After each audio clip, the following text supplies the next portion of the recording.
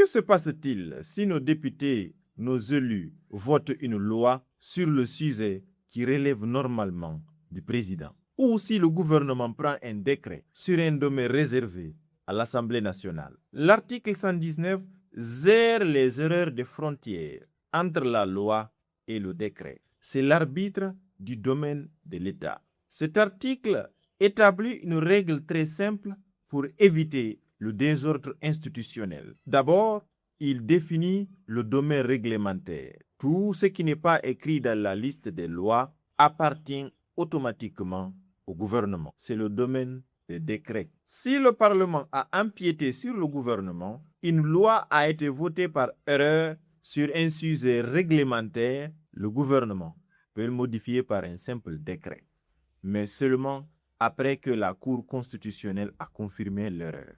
Si le gouvernement a empiété sur le Parlement, un décret a été pris par erreur sur un sujet qui exigeait une loi, le Parlement peut corriger cela en votant une loi, mais là aussi seulement après validation de la Cour constitutionnelle. C'est ce qu'on appelle la procédure de délégalisation ou de réqualification des textes.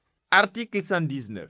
Les matières autres que celles qui sont du domaine de la loi ont un caractère réglementaire. Lorsque les dispositions d'une loi sont intervenues dans les matières relevantes du domaine réglementaire, elles peuvent être modifiées par décret après que la Cour constitutionnelle en a constaté le caractère réglementaire. Lorsque les dispositions d'un acte réglementaire sont intervenues dans le domaine de la loi, elles peuvent être modifiées par une loi après que la Cour constitutionnelle a constaté le caractère législatif.